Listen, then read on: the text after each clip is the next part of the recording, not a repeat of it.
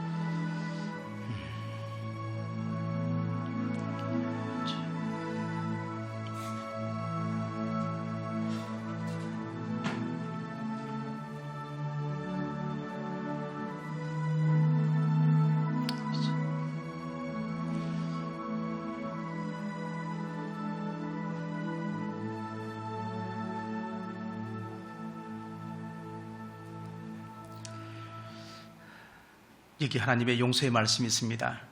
이사야 55장 7절 말씀입니다. 악인은 그의 길을, 불의한 자는 그의 생각을 버리고 여호와께로 돌아오면 그가 긍휼히 여기시고 너그럽게 용서하시리라. 그러므로 이제 그리스도 예수 안에 있는 자에게는 결코 정죄함이 없나니 이는 그리스도 예수 안에 있는 생명의 성령의 법이 죄와 사망의 법에서 너를 해방하였음이니라. 아멘. 다 함께 사도신경으로 우리 신앙을 하나님 앞에 고백하겠습니다. 나는 전능하신 아버지 하나님, 천지의 창조주를 믿습니다.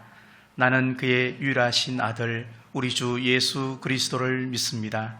그는 성령으로 잉태되어 동정녀 마리아에게서 나시고 본디오 빌라도에게 고난을 받아 십자가에 못 박혀 죽으시고 장사된 지 사흘 만에 죽은 자 가운데서 다시 살아나셨으며 하늘에 오르시어 전능하신 아버지 하나님 우편에 앉아 계시다가 거기로부터 살아있는 자와 죽은 자를 심판하러 오십니다.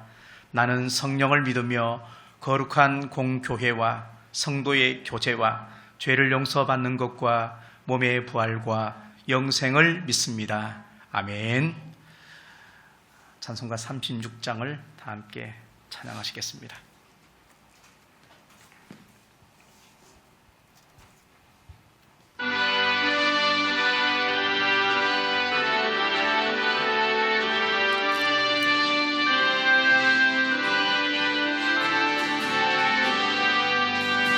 주 예수 이름 높이여 다 찬양하여라. 금멸유관을 들여서 만유의 주 찬양. 금멸유관을 들여서 만유의 주 찬양.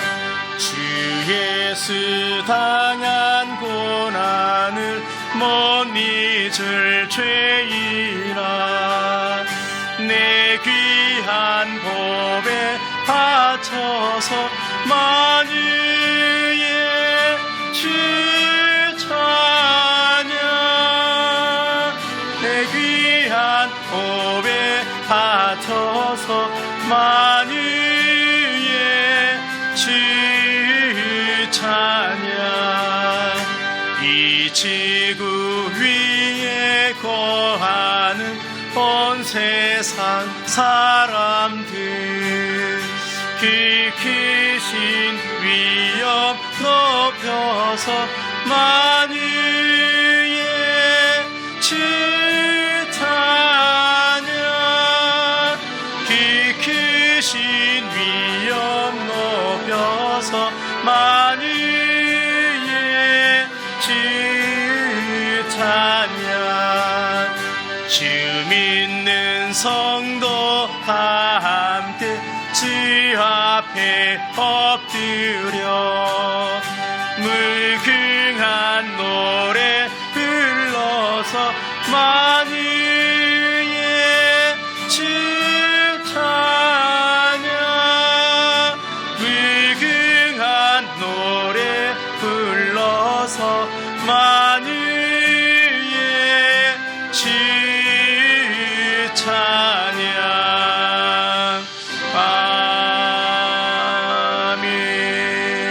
아멘.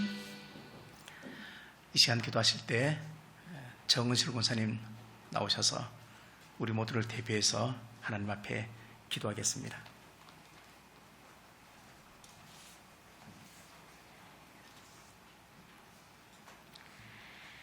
하나님 아버지 감사합니다. 우리에게 언제나 은혜로 함께하여 주시고 오늘도 주님의 날을 주셔서 예배드릴 수 있도록 도와주시니 감사합니다. 하나님, 한 주간을 돌아봅니다. 얼마나 말씀에 순종하며 주님의 자녀다운 삶으로 살았는지 돌아보지만 부끄러운 한 주였습니다. 하나님의 뜻을 이루어내려고 노력하기보단 내 생각, 내 뜻대로 살았음을 이 시간 고백합니다. 하나님 용서하여 주시옵시고 우리들의 연약하고 부족한 믿음들을 용서하여 주시옵소서. 오직 주님만 신뢰하며 말씀대로만 살아내는 우리 모두가 되게 하여 주시옵소서. 비록 성전에서 드리는 예배는 아니지만 더욱더 집중하여 하나님만 바라보고 꼭 그분을 만나고 돌아가는 예배가 되기를 간절히 소망합니다. 가정마다 동일하게 풍성한 은혜로 함께하여 주시고 주님의 은혜가 가득한 예배가 되게 도와주시옵소서. 이 땅은 코로나19로 인하여 예배가 성전이 아닌 영상으로 바뀌고 경제적으로도 점점 힘들어지고 있으며 학교 생활 또한 일주일에 한 번 등교하던 것도 화상 영상으로 바뀌어버린 이 상황에 저희들 적응되지 않고 불안하지만 이럴 때일수록 더욱더 주님의 뜻을 구하며 주님의 긍휼을 구하며 항상 깨어서 기도하는 마중물 선교교회 모든 성도들 되기를 간절히 소망합니다. 하나님, 동성애를 막아주시옵시고 차별금지법이 이 땅 가운데 절대 뿌리내리지 못하도록 막아주시옵소서. 하나님, 저희들 끝까지 기도하여 주님께 응답받는 승리하는 우리 모두들 될 수 있도록 깨어서 기도하게 도와주시옵소서. 하나님, 무더운 날씨와 태풍으로 어려움에 빠진 모두를 위로하여 주시고 하나님 찾아가 주셔서 하루속히 회복되어 일상적인 생활로 돌아갈 수 있도록 도와주시옵소서. 또한 태풍이 올라오고 있다가 하는데 하나님 그 세력을 약하게 도와주시옵시고 피하게 도와주시옵소서. 이 시간 아프신 모든 성도님들을 위해서 기도합니다. 한 분 한 분 찾아가 주셔서 주님이 우리를 만드셨기에 그 누구보다도 가장 잘 아시리라 믿습니다. 하나님, 예배하는 이 시간에 주님의 그 치료의 능력으로 치료하여 주시고 또한 위로하여 주시고 회복시켜 주실 줄로 간절히 소망합니다. 하나님, 특별히 기도하기는 우리 목사님의 오른쪽 어깨를 하나님 치료하여 주시옵소서. 회복시켜 주시옵소서. 그리하여서 목회하는 데에 조금도 지장받지 않도록 하나님 깨끗하게 치료하여 주실 줄로 믿습니다. 하나님, 그리고 우리 모든 성도님들의 직장과 사업장에도 함께 하셔서 안전하게 지켜주시고 도우시고 인도하신 주님의 은혜를 누리는 우리 모든 성도님들의 가정 되게 도와주시옵소서. 하나님, 오늘도 목사님을 통하여 말씀을 들을 때 우리 목사님 강한 팔로 붙들어 주셔서 피곤치 않도록 하시고 성령님이 도와주셔서 능력의 말씀, 은혜의 말씀 잘 전하실 수 있도록 은총 베풀어 주시옵소서. 하나님, 예배를 시작하였사오니 마치는 시간까지 흐트러지지 않고 오직 집중하여 잘 드려질 수 있도록 가정마다 성령님의 은혜가 가득하기를 간절히 소망합니다. 예수님의 이름으로 기도드렸습니다. 아멘.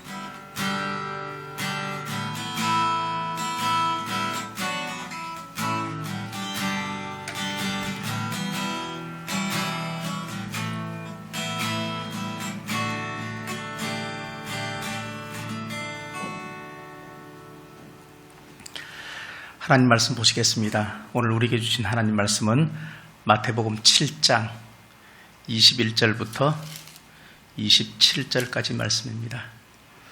신약성경 10페이지에 있는 마태복음 7장 21절부터 27절까지 말씀을 함께 합독하겠습니다.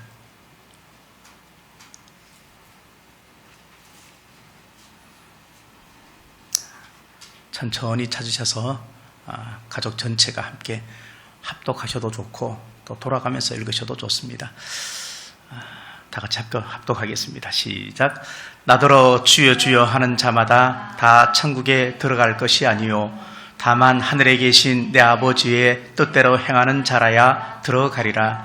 그날에 많은 사람이 나더러 이르되 주여 주여 우리가 주의 이름으로 선지자 노릇하며 주의 이름으로 귀신을 쫓아내며 주의 이름으로 많은 권능을 행하지 아니하였나이까 하리니 그때 내가 그들에게 밝히 말하되 내가 너희를 도무지 알지 못하니 불법을 행하는 자들아 내게서 떠나가라 하리라.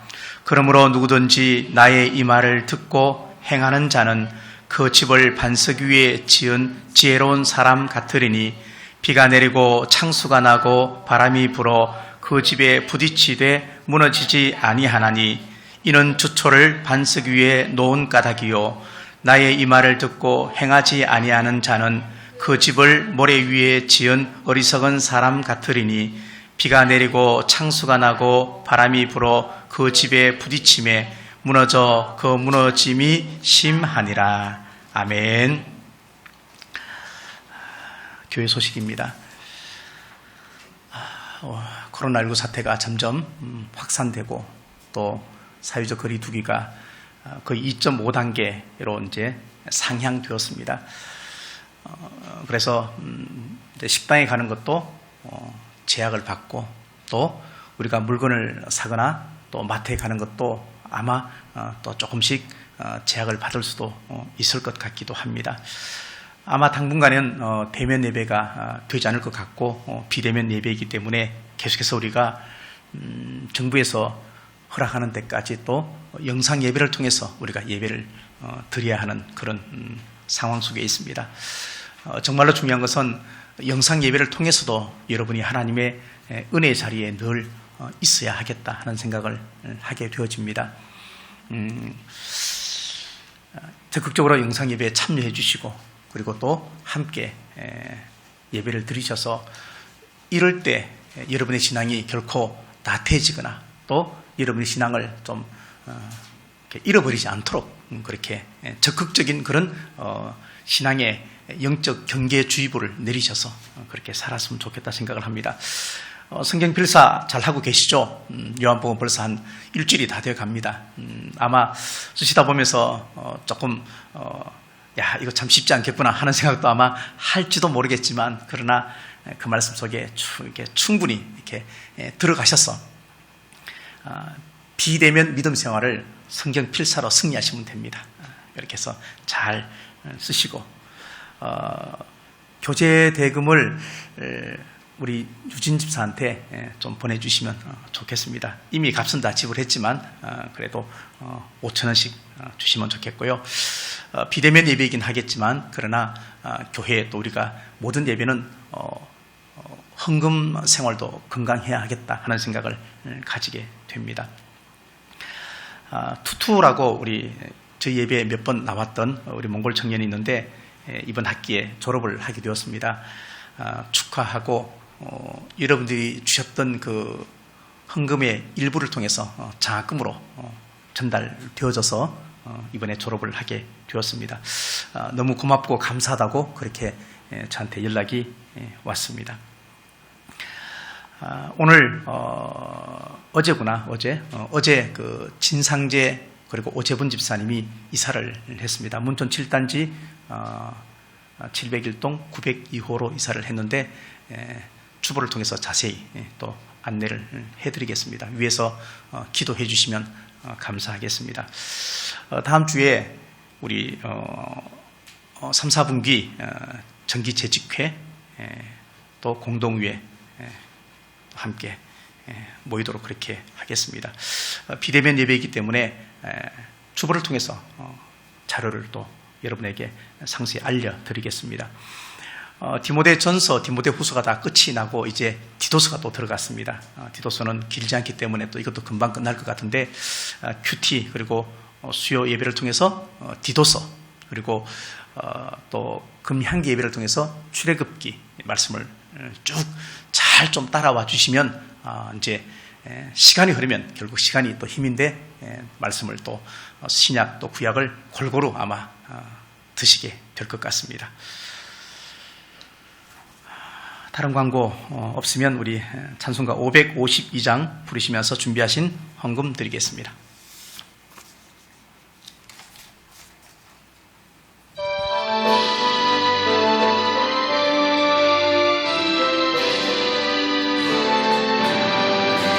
아침 해가 돋을 때 만물 신선하여라.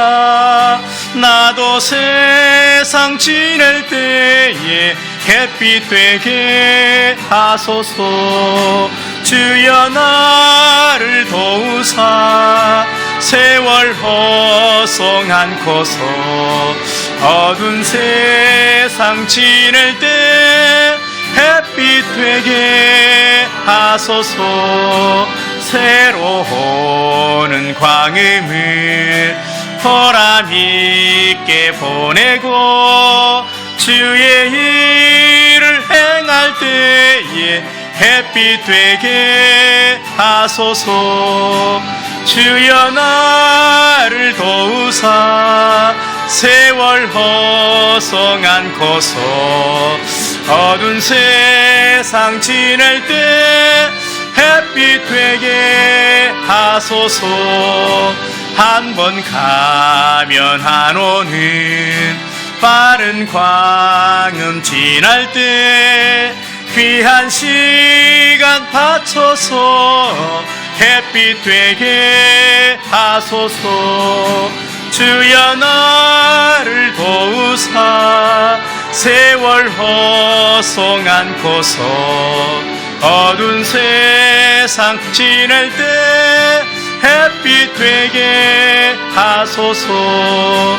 밤낮 주를 위하여 몸과 마음을 드리고 주의 사랑 나타내 햇빛 되게 하소서. 주여 나를 도우사 세월 허송 않고서 어두운 세상 지날 때 햇빛 되게 하소서. 아멘. 드린 헌금을 위해서 기도하겠습니다.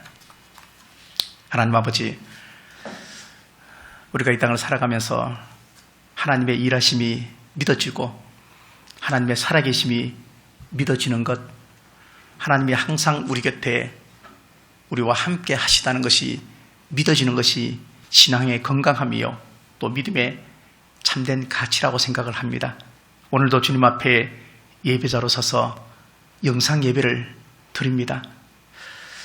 그럼에도 불구하고 참된 예배자가 되게 하시고 거룩하게 주일 성수할 수 있는 우리 모두가 되게 은혜 베풀어 주시옵소서.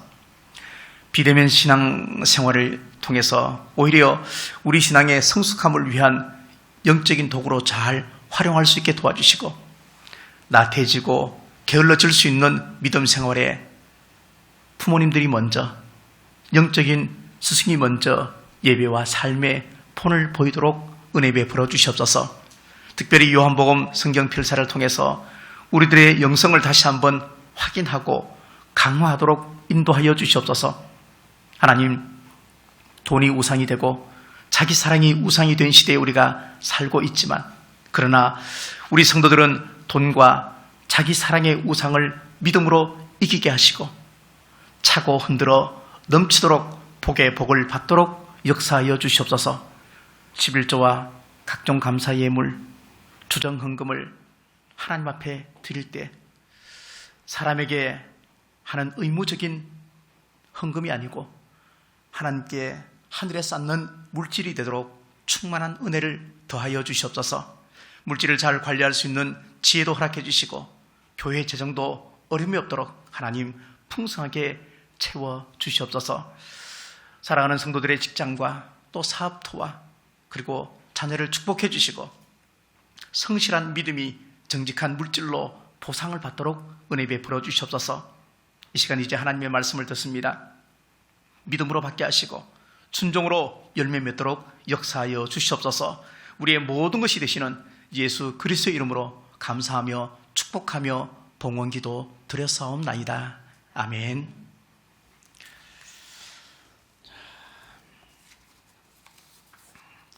우리가 신앙생활을 하면서 또 사회생활을 하면서 아마 중요한 것 중에 하나가 믿음이 아닐까 생각을 합니다.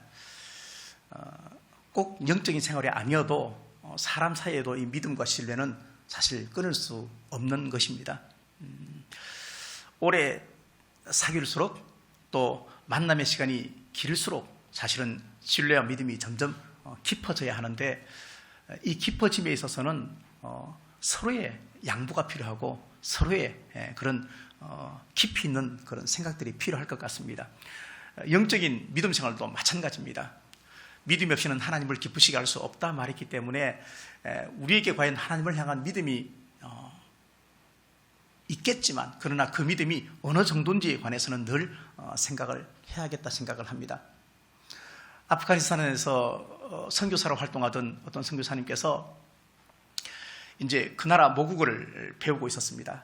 그 모국어를 배우는데 모국어를 가르쳐주는 여자 선생님을 데리고 와서 함께 이렇게 그 나라 언어를 배우는데 어느 날은 조금 일찍 왔습니다. 그래서 그 선생님께서 이 선교사님이 했던 큐티 노트를 보면서 그렇게 묻습니다. 여기에 적혀있는 이 글이 누구 생각입니까? 그래서 선교사님께서 이거는 성경에 나와 있는 하나님의 생각인데 나도 이 생각에 동의합니다. 그렇게 이야기를 했어요. 그래서 선교사님이 용기를 내서 혹시 예수님을 믿어보시겠습니까? 그렇게 말하니까 꽤 오랜 시간이 지났음에도 불구하고 그렇게 전하는 그 복음의 메시지에 막 정색을 하면서 그런 이야기 할 것 같으면 나는 당신한테 언어를 가르쳐 주지 않는다고 그렇게 이야기를 하는 겁니다. 그렇구나. 참 어렵구나. 그러면서 언어를 배우는 과정 속에 아프가니스탄에서 여러 가지 내전과 어려움이 있으면서 급하게 그 나라를 나와야 되는 상황이 되었습니다. 마지막으로 만나면서 언어 선생님에게 신약 성경 한 권을 선물로 주었습니다. 그리고 한국에 나와 있다가 한 6개월 정도 지난 이후에 조금 모든 정세가 조금 안정이 되면서 안부를 묻는 전화를 했습니다. 그랬더니만도 이렇게 이야기하는 겁니다. 나도 너와 같은 사람이 되었습니다. 이렇게 말하는 거예요. 나도 너와 같은 사람이 되었습니다. 그렇게 말하는 거죠. 성경을 주고 그냥 왔는데 그 성경을 읽었는지 안 읽었는지 확인할 수는 없지만 그러나 그분은 거기서 그 성경책을 읽었을 것이고 또 읽었고 그래서 큐티에 적혔던 그 하나님의 생각과 나도 여기에 동의한다는 거기에 한 사람이 더 추가돼서 나도 동의한다. 나도 너와 똑같은 사람이 되었다. 이렇게 이야기를 한다는 것입니다. 말씀은 믿음을 가지게 해주죠. 당연하죠. 근데 말씀이 믿음의 능력이고 말씀이 믿음을 심어주는 역할을 하지만 그렇다면 유대인들은 왜 예수님을 거절했고 예수님을 왜 핍박했고 예수님을 십자가에 왜 못 박았을까? 유대인들은 예수님의 오심에 대해서 이미 구약 성경을 통해서 다 알고 있었습니다. 그리고 예수님이 그 땅에 오셨습니다. 그리고 그 땅에 함께 살았습니다. 그럼에도 불구하고 유대인들은 예수님을 결국 십자가에 내주는 그런 일들을 하게 되었죠. 바울은 이 질문에 대해서 그렇게 말합니다. 모든 사람이 예수님 말씀에 순종하는 것은 아니다 라고 이야기를 했습니다. 유대인들이 하나님의 말씀을 가지고 있었지만 그 말씀을 순종하지 않았기 때문에 예수님을 거절했다. 그렇게 이야기를 하는 것입니다. 믿음의 실체인 하나님의 말씀을 들었고 그 말씀을 가지고 있다 해도 그 말씀을 순종하지 않으면 그것은 살아있는 믿음이 결코 되지 않는다는 이야기입니다. 믿음이 주는 가장 큰 선물이 뭐냐면 그것은 구원입니다. 성경에도 믿음의 결국은 영혼 구원이다 그렇게 말을 했습니다. 믿음이 지식으로만 남아 있다면 결국 구원의 선물은 받을 수가 없다는 이야기입니다. 오늘 우리에게도 동일한 중요한 말씀으로 적용할 수가 있습니다. 이런 고백을 많이 들어봤습니다. 나 교회 다닌 지 오래됐어. 예배 참석도 하고 교회 주차 관리도 하고 봉사 참 많이 해. 그런데 이상하게 나는 믿음이 안 쌓여. 이런 이야기. 믿음이 생기지 않아. 이런 이야기 하는 사람을 꽤 많이 들어봤습니다. 그래서 답답하다는 거죠. 내가 교회를 다니고 설교도 듣고 아멘 하고 다 하는데 이상하게 나는 믿음이 안 자라. 믿음이 생기지 않아. 답답한 그 마음이 거짓은 아닙니다. 답답하겠죠. 근데 이런 분들에게 분명히 한 가지 확인해 봐야 할 것은 뭐냐면 그렇다면 그 말씀을 그 믿음을 순종해 보았느냐 하는 것입니다. 순종해 보지 않고 믿음이 믿음이라고 말할 수 없다는 얘기입니다. 그 믿음이 정말로 진짜 살아있는 믿음이라면 반드시 순종하게 되어 있는 것이고 순종하는 사람은 믿음을 가진 사람이 된다는 얘기입니다. 하나님 믿으십니까? 이렇게 질문하면 대부분이 네 믿습니다. 그렇게 말해요. 다시 하나님 말씀에 순종하십니까? 그렇게 말하면 어떻게 하나님 말씀을 다 순종해요? 이렇게 말하는 거예요. 너무나 이분법적인 그런 사고를 가지고 있는 거예요. 어쩌면 우리는 너무나 단순한 명제에 썩고 있는 거예요. 믿는 것과 순종하는 것이 다르다고 생각하는 거예요. 같은 거예요. 자, 하나님을 믿어요. 근데 믿는 것하고 그 다음에 순종은 어떻게 사람이 다 순종하고 살아요? 내가 순종 못할 수도 있죠. 그렇게 생각하면서 자기 합리화를 시키고 자기한테 관용을 베푸는 거예요. 그래서 믿는 것과 순종하는 것을 같이 보지 않는다는 거예요. 요나가 하나님 말씀을 듣고 순종했습니까? 불순종했습니까? 불순종했죠. 가라는 곳에 안 갔죠. 그러면 우리가 그 말씀을 보면서 나한테 하나님 말씀이 하나님께서 나타나서 말씀하시면 나 다 순종할 거야. 그걸 순종 못해. 그렇게 말할 수 있어요. 근데 그러면 이웃을 사랑하라, 용서하라, 기뻐하라, 감사하라. 하나님 말씀은 이건 하나님 말씀이 아니고 사람 말인가요? 똑같은 거예요. 우리에게는 못된 생각이 있어요. 그게 뭐냐면 순종은 참 어렵다 생각하는 거예요.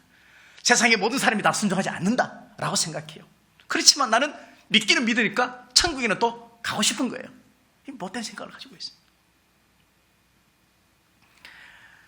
만약에 우리 몸에 큰 병이 왔어요. 그러면 우리의 삶은 분명히 달라집니다. 평상시에는 난 맛없는 거 안 먹어, 내 입에 맛있는 거 먹어야지, 그렇게 말하지만 내 몸에 정말로 큰 병이 오면 그때부터는 입에 맛있는 것이 아니고 몸에 건강한 음식을 찾아갑니다. 큰 병이 오기 전에는 새벽을 어떻게 내가 깨워, 밤늦게 어떻게 바쁘고 힘든데 어떻게 기도하고. 그러나 어떤 인생의 영적 가뭄이 찾아왔을 때 그때는 새벽에 잘 일어납니다. 아무리 피곤해도 저녁에 금요철야 갑니다. 그러면서 뭐라고 기도합니까? 하나님 살려만 주시면 하나님 시키는 대로 다 하겠습니다. 그렇게 말하는 거예요. 순종하겠다고 말하는 거예요. 얼마나 이게 우리 생각 속에 있는 못된 죄성이란 얘기예요. 하나님하고도 거래하는 거죠. 순종하면, 나 고쳐주면 순종하겠습니다. 그런 거죠. 우리의 손과 발은 그래도 하나님께서 자유를 주셨습니다. 손과 발은 우리가 마음대로 갈 수도 있고 행동을 할 수 있습니다. 근데 내 가슴에 있는 심장은 내 것이 아닙니다. 이것은 내 권한이 아닙니다. 입도 눈도 내가 깜빡일 수 있고 내가 할 수 있습니다. 근데 코로 숨 쉬는 것은 내 영역이 아닙니다. 우리가 이런 자그마한 것을 봐도, 우리가 일상생활을 봐도 우리는 정말로 감사할 것이 정말 많이 있고 하나님의 은혜 가운데 살고 있다는 것을 충분히 고백할 수 있는데 우리는 그렇게 살지 않습니다. 순종은 어렵고 불순종은 누구나 다 하는 사람이라고 생각합니다. 예수 믿는다고 다 순종하나? 그렇게 생각합니다. 우리가 신인가? 그렇게 생각합니다. 신앙생활은 절대 돌을 닦는 것이 아닙니다. 신앙생활은 절대 마음 편하라고 우리가 교회 가는 것은 결코 아닙니다. 순종이 없는 믿음은 믿음이 없는 것이고요. 믿음의 본질은 순종입니다. 저희 교회도 선교하는 교회고 구제하는 교회이기 때문에 이미 과거에 선교를 가보기도 했었고 앞으로도 이제 선교를 가게 될 것입니다. 어떤 교회에서 선교를 가는데 단기 선교를 가게 되었습니다. 가게 됐는데 다 모여서 한 달 전부터 기도하고 그 다음에 또 훈련받고 또 금식하고 그러면서 마지막 파송 예배까지 다 드리는데 마지막 파송 예배 때 간증을 하는 순서가 있었습니다.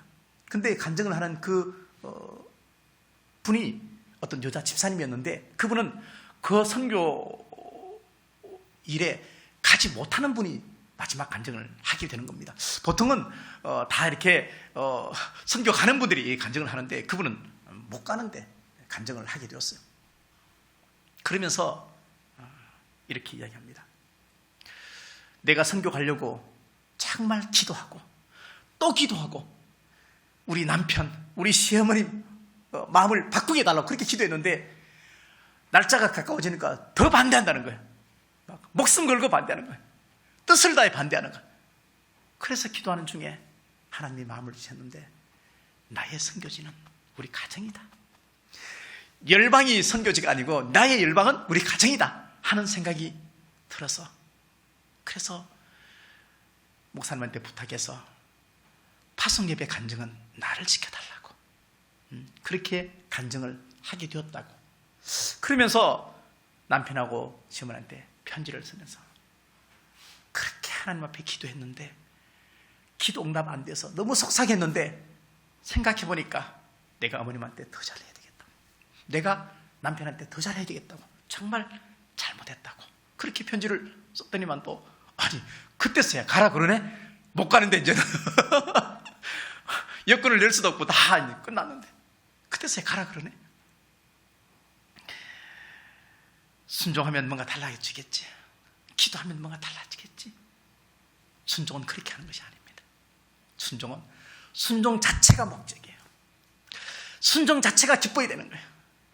하나님하고 뭔가 딜을 하면서 내가 순종하면 하나님 뭐 주십시오. 이거는 건강한 순종이 아닌 거예요.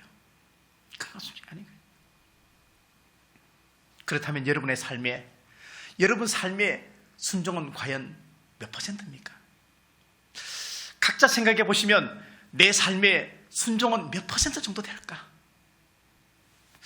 어제 삶 속에 내 순종의 퍼센트는 몇 %일까? 재미있는 이야기가 하나 있어서 또 하나 이야기를 전하겠습니다. 어떤 분이 집사님이 지하철을 타고 가는데 출근을 지하철로 합니다. 근데 출근하다가 보니까 어떤 한 중학생, 고등학생 되는 아이가 이렇게 국어를 하는 겁니다. 그래서 그냥 천을 꺼내가지고 그냥 줬습니다. 그리고 단돈 1,000원이 주는 기쁨이 참 좋습니다. 그리고 이제 출근을 하고 다시 퇴근해서 집으로 오는데 지하철을 탔는데 그 아이가 또 있는 거예요. 자, 여러분 어떤 생각이 드십니까? 아침에 내가 돈을 줬는데 저녁에 그 아이를 또 만났어요. 그러면 여러분 마음이 어떤 마음이 들겠습니까? 저놈 봐라. 꽤 많이 벌었겠는데? 자, 인간의 죄성이에요. 그런데도 그 아이한테 또다시 주머니에서 1,000원을 꺼내줬습니다. 1,000원 꺼내주고 의자에 앉아서 이렇게 눈을 감으려고 하는데 저 뒤에 보니까 또 똑같은 아이가 또 한 명이 오는 거예요. 비슷한 또래 아이가 오는데 내가 돈 주는 것을 그 아이가 눈이 마주쳤어. 그 아이가 또 내 앞으로 오는 거예요. 주여. 그리고 또 1,000원을 줬습니다. 그리고 지하철 내려서 이제 계단으로 쭉 올라오는데 계단 다 올라오니까 보니까 또 거기에 구걸하는 사람이 또 있네요. 또 1,000원을 또 꺼내서 줬습니다. 주면서 드는 마음이 하나님 오늘 왜 이러실까요? 하나님이 오늘 나를 다루시고 계시네요. 4,000원 주고도 그렇게 기쁜 날이 없었다고 그렇게 고백했어요. 이게 순종이에요. 이게 순종이에요.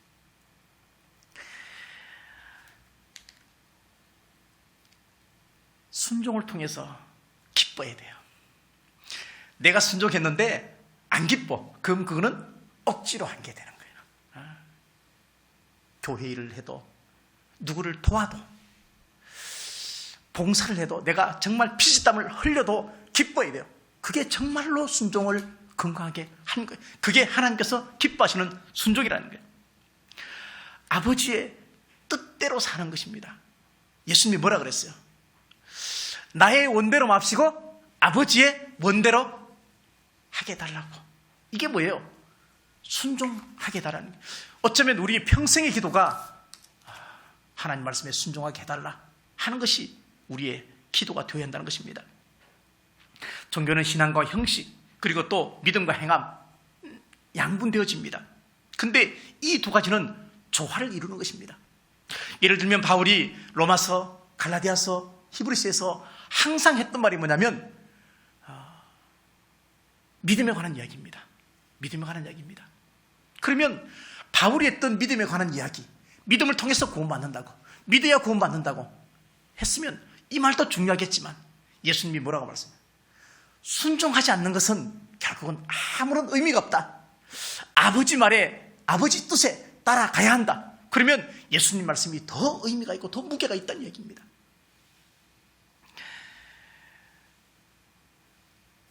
믿음이라는 것은 지속적인 하나님과의 관계를 삶으로 드러내는 것입니다. 근데 삶으로 드러내는 것 중에 가장 중요한 것이 뭐냐면 순종하는 것입니다. 오늘 말씀에 마태복음 5장 7장 산상보훈입니다. 우리가 잘 알고 있는 내용입니다. 근데 제일 마지막에 산상보훈의 제일 마지막 끝에 아주 우리에게 강력한 도전이 되는 말씀을 합니다. 그게 뭐냐면 순종하라는 얘기입니다. 이것은 하나님이 그냥 하는 말이 아닙니다. 빈 말씀이 아닙니다. 21절 말씀에 나더러 주여 주여 하는 자마다 다 천국에 갈 것이 아니고 내 아버지의 뜻대로 하는 자가 천국에 간다, 그렇게 말씀을 합니다. 24절 말씀에 보니까 그러므로 누구든지 나의 이 말을 듣고 행하는 자는 그 집을 반석 위에 지은 지혜로운 사람이다, 그렇게 말합니다. 행하는 사람, 순종하는 사람, 말씀을 듣는데 그치지 말고 그걸 삶에 적용하는 사람이 결국은 천국에 갈 수 있다는 얘기입니다. 믿음으로 구원받는다 그랬으니까 순종은 조금 못해도 구원받겠지, 아니라는 생각을 하시면 안 된다는 얘기입니다. 그래서 순종은 믿음만큼이나 중요합니다. 순종은 어쩌면 믿음보다 더 중요합니다. 왜?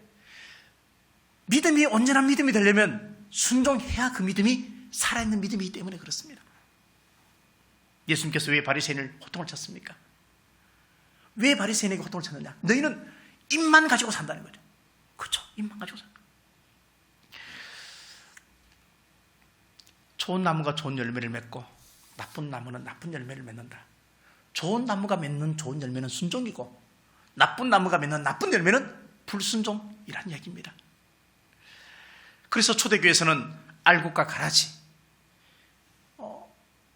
하나님을 정말로 잘 믿는 사람인지 아닌지를 구별할 수 있는 방법이 없었기 때문에 디다케라는 것을 만들었습니다. 디다케, 예수님의 교훈, 예수님의 가르침, 디다케를 만들었는데 그 중에 이런 두 가지 내용이 있습니다. 첫 번째, 어떤 사람이 알고 기고 가라질까?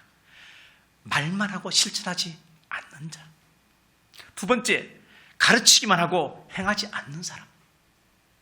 아주 구분을 지어놨습니다.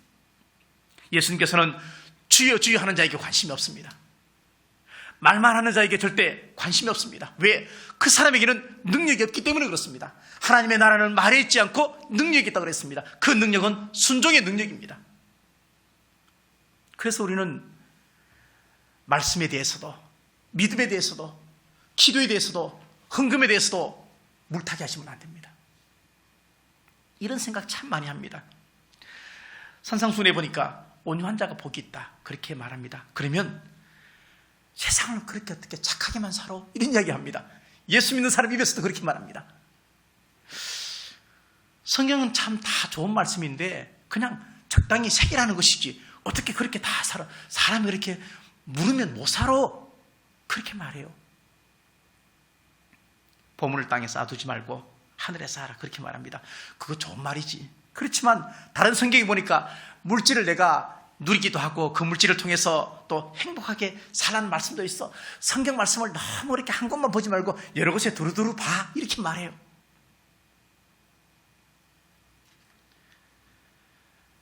솔직하게 하나님 앞에 다 순종하는 사람이 어디 있어? 그냥 교회 다니기만 하면은 구원받는다고 다 성경에 나와 있잖아. 하나님께서는 순종하는 사람을 구별하셨습니다. 순종하는 사람에 대해서는 다르게 말씀하셨습니다. 출애굽기 19장 5절 말씀에 이런 말씀이 있습니다. 세계가 다 내게 속하였나니 너희가 내 말을 잘 듣고 내 언약을 지키면 너희는 모든 민족 중에서 내 소유가 되겠고 라고 얘기를 하고 있습니다. 하나님께서는 이스라엘 백성에 대해서 너는 나의 특별한 보물이다, 그렇게 말했어요. 내 소유가 되겠고, 이것을 우리말 성경에 찾아보니까 내 보물이 되겠고, 그렇게 말했습니다. 단순한 소유가 아니고 내 소유 중에서 특별한 목적을 위해서 딱 구별해서 보관해 놓은 것이 보물인데 이스라엘 백성을 두고 너희는 나의 보물이다, 그렇게 이야기를 하는 것입니다. 보물이 되려면은 세 가지의 어떤 가치가 있어야 됩니다. 여러분도 중요하게 생각하는 가치가 있는 어떤 것들이 있을 겁니다. 보물이 되려면 세 가지의 가치가 있어야 되는데 첫 번째가 뭐냐면 부여된 가치에 의해서 보물이 됩니다. 부여된 가치. 얼마나 능력이 있느냐, 얼마나 유익하냐, 얼마나 이익이 될까, 여기에 초점이 있는 것이 아닙니다. 이스라엘 백성이 하나님 말씀에 순종을 잘했기 때문에 보물이 된 것이 아니고 하나님께서 이스라엘 백성을 선택했기 때문에 보물이 되는 거예요. 부여된 가치예요. 여러분 자녀를 보물로 생각하십니까? 당연하죠. 아멘이죠. 근데 여러분의 자녀가 공부도 잘하고 말도 정말로 잘 듣고 정말로 효도하고 그래서 보물이 되는 것이 아니고 내 자녀이기 때문에 보물이 되는 거예요. 이거는 부여된 가치 때문에 보물이 되는 거예요. 설사 말 안 듣고 썩썩이고 아프기도 하고 그래도 내 자녀이기 때문에 나의 보물이 되는 것이고 부모의 보물이 되는 것입니다. 부여된 가치입니다. 두 번째는 지불된 가치입니다. 지불된 가치. 내가 지명하여 불렀나니 너는 내 것이라 그렇게 말씀하셨습니다. 이 말은 하나님의 부르심에 응답했다면 우리는 하나님의 소유가 되었습니다. 하나님의 소유가 되었다는 것은 예수님께서 나를 값주고 사셨다는 얘기입니다. 그 값이 예수님의 생명이었습니다. 예수님의 생명을 주고 샀던 우리는 주님의 보물이 되었습니다. 지불된 가치 때문에 그렇습니다. 지불한 금액이 크면 클수록 가치가 더 커가는 것 아닙니까? 여러분이 여러분 자녀 위해서 목숨도 다 줄 수 있다고 생각하는 것은 그만큼 여러분의 자녀가 가치가 있고 보물이기 때문에 그런 겁니다. 세 번째는 쓰임받는 가치에 의해서 보물이 결정됩니다. 쓰임받는 가치. 이 말은 뭐냐면 내가 만약에 어떤 대표 선수로 발탁이 됐어. 근데 발탁이 되었지만 후보 선수로 그냥 벤치에 앉아있는 사람이 있고 아니면 그라운드에서 열심히 뛰는 선수가 있다면 그 가치는 다르다는 얘기입니다. 부여된 가치 또 지불된 가치 이것은 나와 상관없는 이야기입니다. 왜? 이거는 하나님께서 주시는 주권의 문제입니다. 그러나 쓰임에 관한 가치는 하나님의 주권과 인도하심이 있지만 그러나 사람의 노력도 필요합니다. 그 노력이 뭐냐면 순종이에요. 순종. 그래서 하나님은 순종하지 않는 자를 하나님은 사용하지 않으십니다.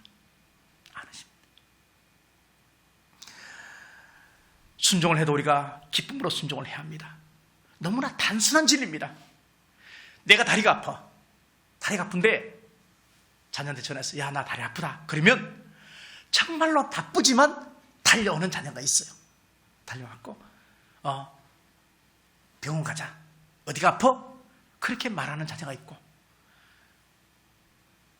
하나도 안 바쁜데 바쁘다고 말하는 자녀가 있어요. 그러면서 오기는 와요. 그러면 얼굴은 울그락불그락해요. 그러면 그 다음부터 절대 두 번째 자녀한테는 전화 안 해요. 그냥 택시 타고 그냥 병원 가요. 그냥. 우리는 하나님의 자비와 하나님의 은혜 가운데 살고 있습니다. 당연하죠. 다 이 말에 순종합니다. 이 말에 다 인정합니다. 나는 하나님의 자비하심과 하나님의 은혜 가운데 살고 있다. 하나님께서 자기를 드러내실 때도 나는 자비롭고 은혜롭고 노하기를 더디하고 인애가 크고 그렇게 말씀하셨어요. 그러면 자비는 뭐고 은혜는 뭘까요? 자비는 내가 받아야 하는데 받지 않게 해주는 겁니다. 나는 죄인이기 때문에 죽을 수밖에 없고 나는 죄인이기 때문에 범죄했기 때문에 지옥에 갈 수밖에 없고 나는 병과 그리고 고통 속에서 그렇게 살아야 하는 그런 존재임에도 불구하고 하나님의 자비하심 때문에 우리는 그것을 받지 않게 되는 것이 하나님의 자비예요. 하나님의 은혜는 뭐예요? 받을 수 없는 것인데 주는 것입니다. 나는 죄인이기 때문에 천국 갈 수 없고 형통할 수 없고 기뻐할 수 없는데 하나님의 은혜 때문에 그것을 받게 되는 것입니다. 그러면 우리는 받을 수밖에 없는 것을 안 받게 해주시는 하나님의 자비하심과 받을 수 없는 것을 받게 해주시는 하나님의 은혜 가운데 살고 있는데 우리는 그 하나님에 대해서 순종하지 않는다면 우리는 하나님을 믿는 것이 아닙니다.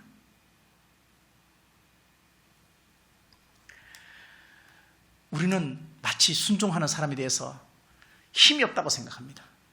힘 없으니까 순종하지. 힘이 없으니까 말을 잘 듣지. 이런 이야기 합니다. 근데 그렇지 않습니다. 만약에 우리 집사님들 가운데 나는 우리 집에서 순종 정말 제일 잘해요. 그러면 와, 박수. 속으로는 집에서 꽉 잡혀 사는구나. 이런 생각을 하는 거예요. 이게 우리의 본성이라는 얘기예요. 본성. 순종은 힘이 없는 사람이 하는 게 아니에요. 순종은 영성이 깊고 정말 하나님을 사랑하고 정말로 하나님을 깊이 만나 자신을 내려놓은 사람이 순종하는 거예요. 포기한 사람은 순종도 안 해요. 절대 그들도 보지도 않습니다. 천국에 가고 싶으시죠? 당연하죠. 천국에 왜 가고 싶습니까? 지옥이 너무 뜨거워서. 천국 가면은 시원할 것 같아서. 나 더운 거 절대 못 참아. 천국 가면은 맛있는 게 너무 많아. 근데 먹어도 살이 안 찔 것 같아. 한 가지 명심해야 될 것은 뭐냐면, 천국에 가면 항상 하나님과 함께 살아요. 그렇죠? 당연하죠. 근데 항상 하나님과 함께 있는 것이 불편하면 천국에 가기 싫어요. 그럼 순종은 뭐냐? 순종은 항상 하나님과 동행해도 불편하지 않는 사람이 할 수 있는 게 순종이에요. 그러면 순종하지 않는다는 것은 뭐냐면 하나님이 불편한 거예요. 하나님 불편한 거예요. 금방 알아요. 아, 하나님과의 관계가 불편하면 순종하지 않는 거예요. 물질이 많다고 헌금하는 것도 아니고요, 시간이 많다고 기도하는 것도 아니고, 재능이 많다고 봉사하는 것도 아닙니다. 다 잘 알고 있습니다. 어떤 사람이 기도하고 어떤 사람이 봉사하고 어떤 사람이 충성할까. 딱 성경은 순종하는 사람이 이 모든 것을 다 할 수 있다, 그렇게 이야기합니다. 그래서 우리는 순종이 우리 마음속에 갈망이 되어야 돼요. 순종하는 것이 우리 마음속에 막 충만해야 돼요. 순종하고 싶어서 정말로 미치도록 좋아야 돼요.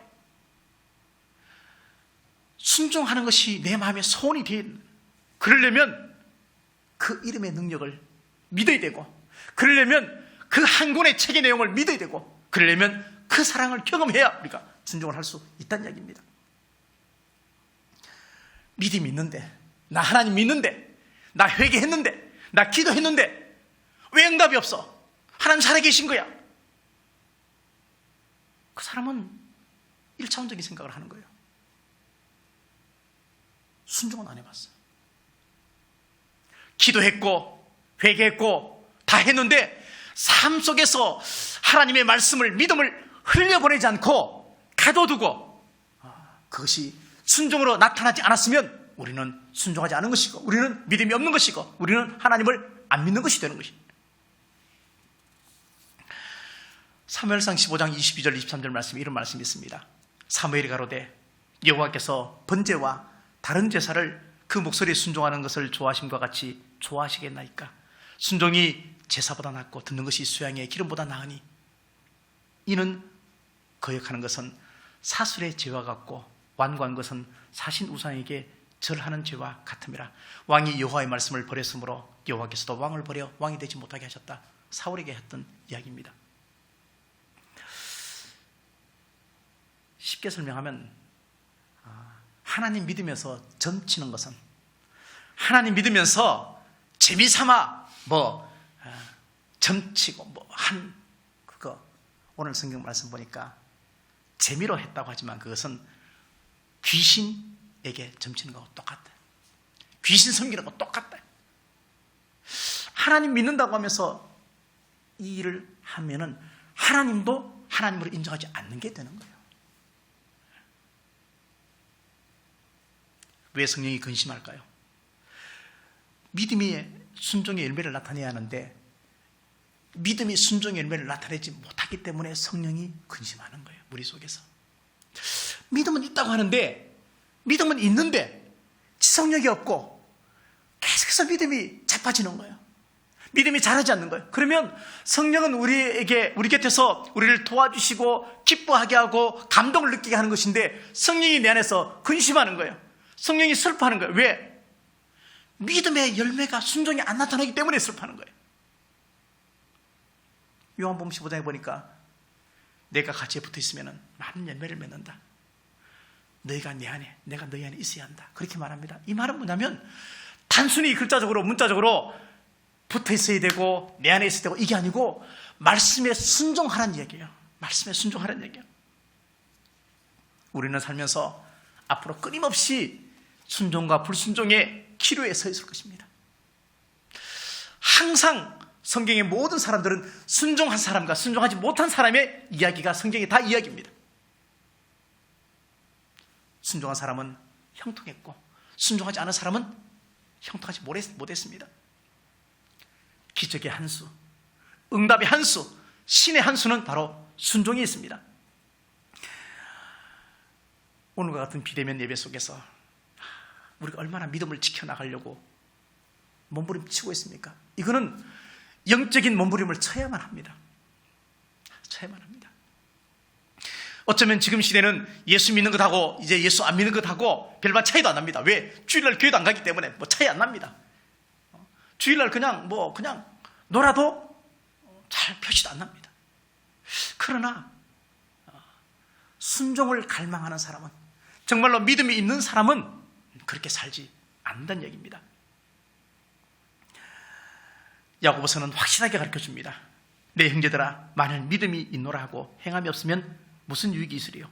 그 믿음이 자기를 능히 구원하겠느냐? 그렇게 말합니다. 내가 보거니와 믿음이 그의 행함과 함께 일하고 행함으로 믿음이 온전케 되었다.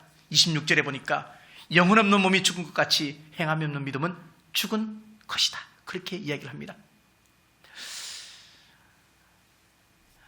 무엇을 순종할 것인가? 자, 순종이 됐다 어려운 게 아니에요. 야고보서에는 행함에 대해서 끊임없이 이야기하면서 우리가 정말로 지키기 어려운 것을 순종하라고 말하지 않습니다. 야고보서 쭉 보면은요, 뭐라 하죠? 시험이 오거든 온전히 기쁘게 여기고 기도하라. 하나님을 믿는다면 하나님 앞에 기도하라. 사람을 차별대하지 마라. 믿는 사람은 자기 혀를 잘 관리해야 된다. 우리가 충분히 할 수 있는 것을 순종하라고 얘기합니다. 할 수 없는 것 가지고 하나님께서 순종하라고 하고 그것을 가지고 우리의 삶의 열매로 생각하시고 판단하는 분이 아니란 얘기입니다. 새 속에 물들지 말라, 그렇게 말합니다. 고아와 가부를 돌봐주라고 말합니다. 자, 이런 것은 예수 안 믿는 사람도 다 하고 사는 것인데 예수 믿는 우리가 주여 주여 하면서 못한다, 그러면 그 믿음 아니죠. 그 믿음 가지고 구원 못 받죠. 그 믿음 가지고 천국 못 가는 거죠. 주님이 우리에게 말씀하신 믿음은 그 믿음 아니죠. 믿는 자는 순종하고 순종하는 자는 반드시 믿습니다.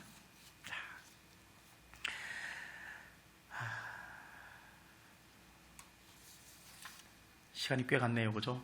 벌써 마지막 결론입니다.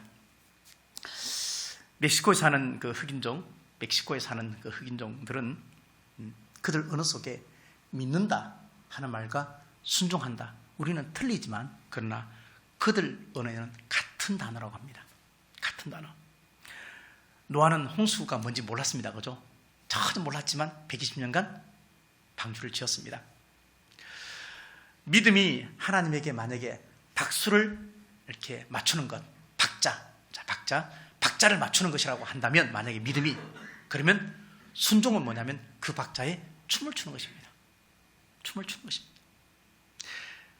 나 여기 있어, 나 여기 있어 외치는 사람이 되지 말고 너 거기 있었구나 달려가는 사람이 진짜 순종하는 사람이라는 얘기예요. 순종은 적극적인 하나님을 향한 사랑이에요. 근데 이런 사람이 하나님에게 쓰임받고 하나님에게 복을 받고 하나님의 동행하심 속에서 살아갈 수 있다는 얘기입니다. 순종은 생명과 상관이 없습니다. 마틴 루터가 종교개혁을 했을 때 당연히 보름스 회의에서 루터를 불렀습니다. 친구들이 다 말했습니다. 가면 너 죽어. 그 당시에 이단으로 정죄받으면 화형이 처해졌습니다. 근데 루터는 가야 된다고 해요. 왜? 가면 죽어. 다 말렸지만 가면서 하는 말이 뭐냐면, 내 개인의 의견 같으면 내가 취소할 수 있어. 믿음으로 구원받는다. 취소할 수 있어. 근데 이거는 성경에 나와 있는 이야기야. 성경이 그렇게 말하는데 이것은 내가 취소할 수 없어. 그러면서 그 보름스 그 회장에 황제, 국왕, 모든 힘 있는 권력자가 다 있는 그곳에 홀로 가게 되었다는 얘기입니다. 그러면서 그렇게 말했습니다. Here I stand. 그 자리에 가서 Here I stand. 나 여기 지금 서 있습니다. 여기 서 있습니다. 우리는 살면서 순간순간 Here I stand. 분명히 서 있을 것입니다. 어떤 자리에? 선택의 자리에 반드시 서 있을 것이고, 순종할 것이냐 불순종할 것이냐, 그 선택의 자리에 서 있을 것이고, 그리고 마지막에는 하나님의 심판의 자리에 서 있게 될 것인데, 그때 심판의 기준은 내가 순종했느냐 순종하지 않았느냐, 여기에 따라서 내 믿음이 확인되어 줄 것입니다. 내가 내 입으로 아무리 나 믿음 있었어요, 나 교회 다녔어요, 내 충성했어요, 헌금생활 다 했어요, 그렇게 아무리 말을 해도 순종이 없었다면 안 된다. 불법을 행하는 자들아 다 내게서 떠나라, 그렇게 말하면서 탕류가 오고 구중물이 오는데 거기에 몸을 맡기지 말고 깨끗한 물이 되려면 반석 위에 집을 지어라, 말씀에 순종하라, 그렇게 예수님께서 오늘 말씀하고 있습니다. 사랑하는 성도 여러분, 평생 이 문제에 대해서 우리가 시험 들지 마시고 말씀과 기도로 늘 영적 무장하셔서 주어지는 상황이나 사건이 금방 하나님이 기뻐하는 것이 무엇인지 속히 깨달을 수 있는 힘과 능력은 하나님 앞에 깨어있는 나의 영성에 달려 있습니다. 그러려면 여러분들 지금 또 앞으로 계속해서 믿음 생활, 하나님과 더 친밀하게 가까이 잘 깊이 있는 영적 사귐을 하시면 이 문제는 사실 어렵지 않습니다. 순종 어렵다고만 생각하지 마십시오. 진짜 하나님을 잘 믿는 사람은 불순종이 어렵습니다. 순종하지 않는 것이 어려워요. 그게 맞는 얘기잖아요. 승리하는 우리 모두가 되시기를 간절히 바라겠습니다. 기도하겠습니다. 하나님 아버지, 우리의 신앙생활을, 우리의 삶의 마지막은 결국 내가 순종했느냐 불순종했느냐, 여기에 따라서 판가름이 나게 될 것입니다.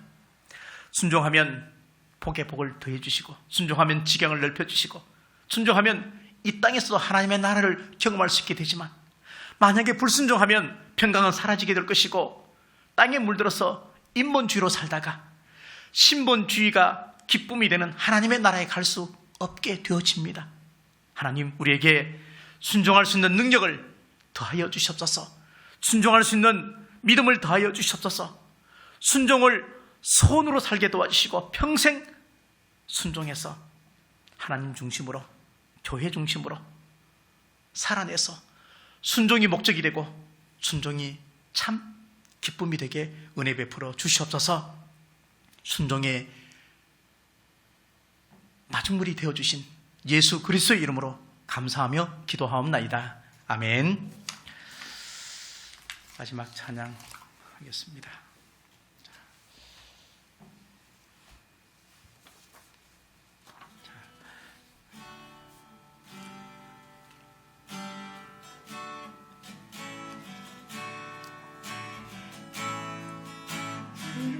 말씀하시며 나아가리다. 주님 뜻이 아니면 내가 멈춰서리다. 나의 가고 서는 것 주님 뜻에 있으니 오 주님 이끄소서. 주님 말씀하시면, 주님 말씀하시면 내가 나아가리다. 주님 뜻이 아니면 내가 멈춰서리다. 나의 가고 서는 것 주님 뜻에 있으니 오 주님 나를 이끄소서. 뜻하신 그곳에 나 있기 원합니다. 이끄시는 대로 순종하며 살리니 연약한 내 영혼 통하여 일하소서. 주님 나라와 그 뜻을 위하여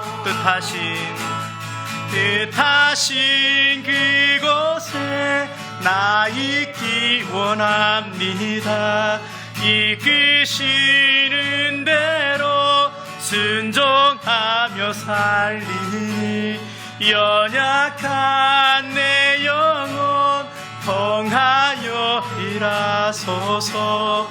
주님 나라와 그 뜻을 위하여 오 주님 나를 이끄소서.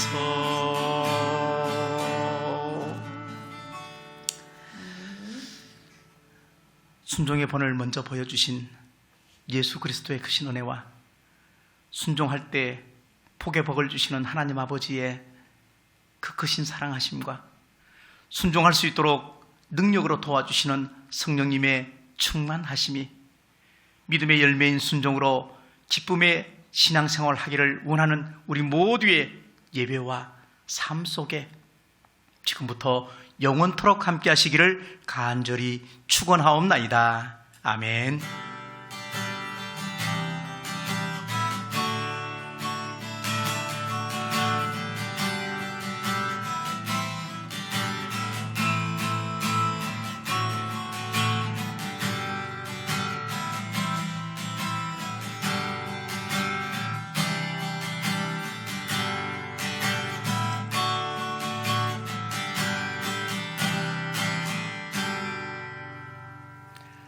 수고했습니다.